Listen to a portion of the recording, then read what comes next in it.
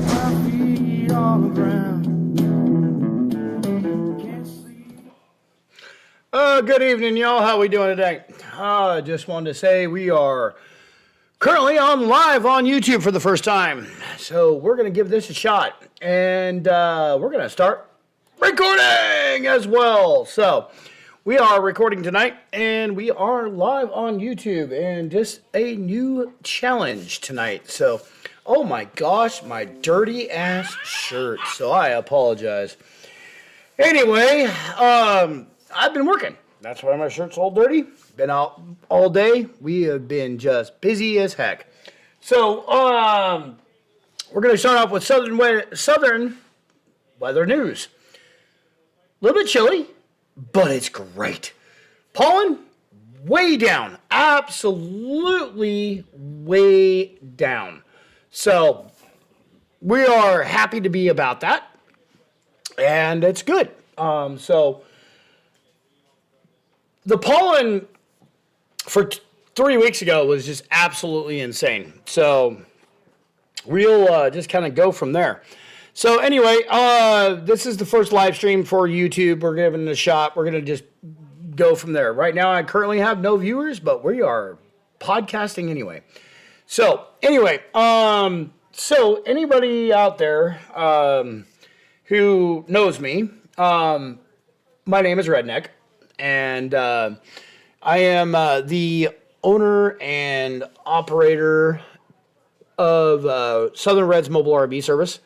Me and my wife work with the company together, and we are building a new future down here in the South, and we are loving it. So anyway, for anybody else has seen us on the other channels and things like that and watched the other YouTube channels, just a recap to anybody who's watching live tonight. So, anyway, on that note, we are going to go ahead and go into, let's see, Southern Reds news. Right now, we are booked out about 2 weeks. Business has been extremely good. We have actually gotten a lot of client base, a lot of new customers, a lot of some, older customers. From this last year or so, and we have just accelerated quite well. Not to the point where we would like to be financially and all that fun stuff, but we're getting there. And word of mouth is the South. Everybody talks, and especially in Alabama. Southern Alabama, it's all the good old boys club. And that's how they work. So, where we're at with everything is wintertime. We have a huge amount of snowbirds that come in, and they fill up some of the small parks. It's kind of interesting. Colorado is dead during the winter. There's the full-timers and things like that are constantly in and out, and they're not really... The parks aren't full. Here, the small little parks, even like the little tiny ones, they just book up completely with the snowbirds. And it's kind of weird. Then we get this transition where we go from spring break. And spring break happens, and a lot of snowbirds, they literally pack themselves up and run for the hills. Literally, head back north, try to get cold, and I know why. Because summer's coming in the South, and it gets swampy. This last winter, we had a Snowmageddon 2025, the worst snow out here that they say they've seen in a long time. And it was pretty nasty. It was gnarly. So, but snowbirds are gone. The spring breakers, which were crazy, are gone, and now we're getting into summer vacationers and folks that are coming down here who enjoy the heat. So, with that being said, we're going to go ahead and move on to the simple tip of the week. Red's tip of the week. So, when it comes to that, we are going to talk about air conditioning. Sorry, we talked about air conditioning last week. We're going to talk about the refrigeration systems. Okay, so we're going to go ahead and talk about a standard RV refrigeration system. The standard RV refrigeration system is like so. Within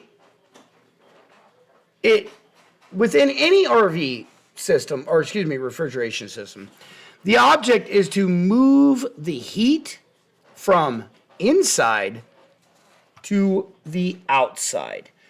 And with refrigerators, 12-volt refrigerators, we're talking about using the ammonia system. Any AC, anything that people say air conditioning, cold, it's actually not putting cold in. It's actually removing the cold air or the hot air out into the atmosphere. You're actually doing the opposite. You're removing heat and putting it outside, and thus you get cold on the inside.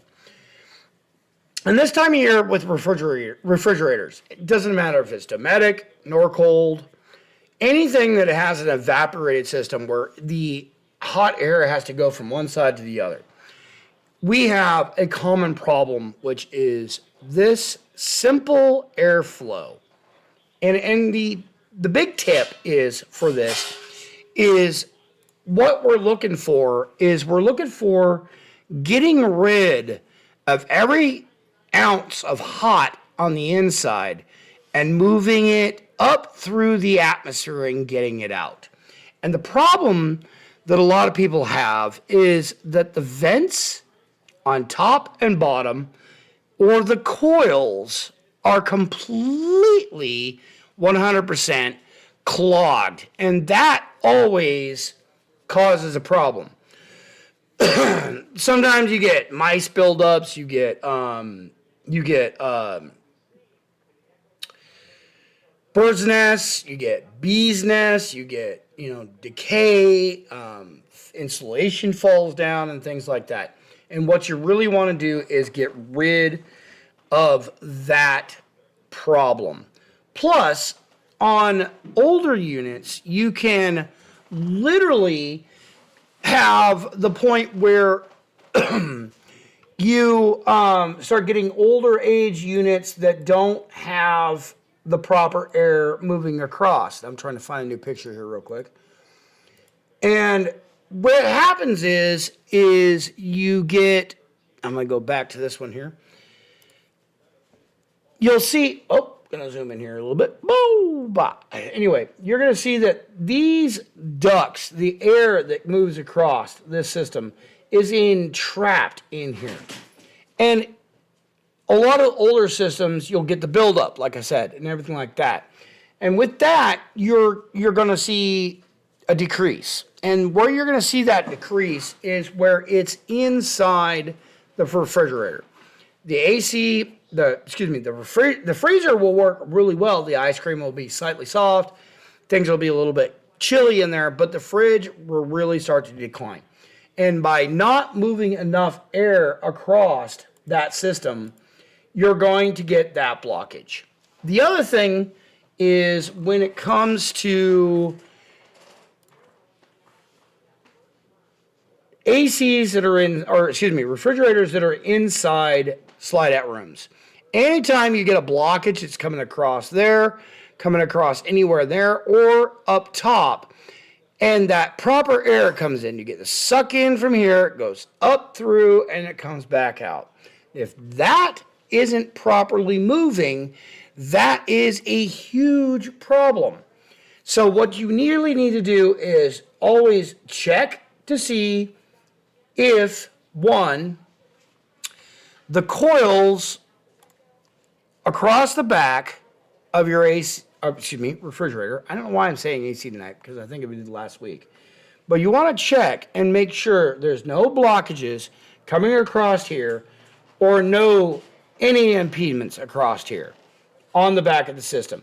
And you can just simply look up. If you open the bottom coil, and we'll go back to this real quick. If you open up the bottom of your AC system, you should be able to see light coming from the top. And this one here is in a slide out system, like I said. But even if you are in a naturally aspirated system where it comes in from the bottom and goes out the roof, you should still be able to see some sort of light source. Any blockages there, problem. Anything going on there, problem. Next thing you want to look at as well is there are these things, oh, I gotta find it here, boom, boom, boom, called cooling fans. These cooling fans right here are a constant problem. If your unit has the proper system in it where it has the fans in it and everything like that, you need to check to make sure that on a hot day, when everything's running and it seems like it should be cooling, but it's not, you definitely want to go ahead and check to make sure you hear that hum of the fans. And you want to hear that air moving across, especially in a slide out system. If those fans are failing, you're having a problem. So anyway, that's the simple tip of the day, is to make sure that everything's cleaned on the back, you got proper airflow, and everything's going well there. So if your unit's older and it doesn't have the cooling fans, you're going to usually extend the lifespan of a refrigeration unit, RV style, ammonia based, LP gas 110 combo, LP gas 12 volt 110 combo.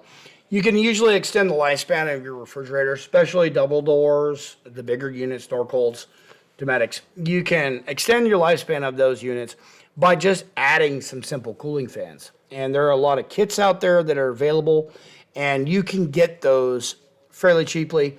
Anybody can wire them up. They're not that too hard to do. And if you ever have any questions, hit us up, and we can definitely talk about it. So anyway, on that lovely note, we are hoping that we're still live, and we'll give this a shot tonight and go from there. Other than that, racing-wise, trucks are on right now, and I have not got a chance to even check on them. I know that they are up. I will probably watch them here a little bit later and actually keep an eye on it. But NASCAR Recup, I believe we're at we're Bristol, the big conveyor belt this weekend. So we'll see how it goes. And Crafton's running 6th. This isn't bad for me. Anyway, maybe we'll do a NASCAR recap later today and go from there. So other than that, anything big coming up? My daughter's graduation's coming soon.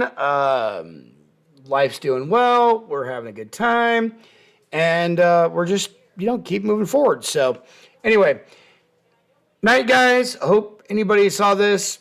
Nobody's really watching live tonight. Fine. We'll go on to the video and go from there. So anyway, you guys have a good night. We'll talk to you later.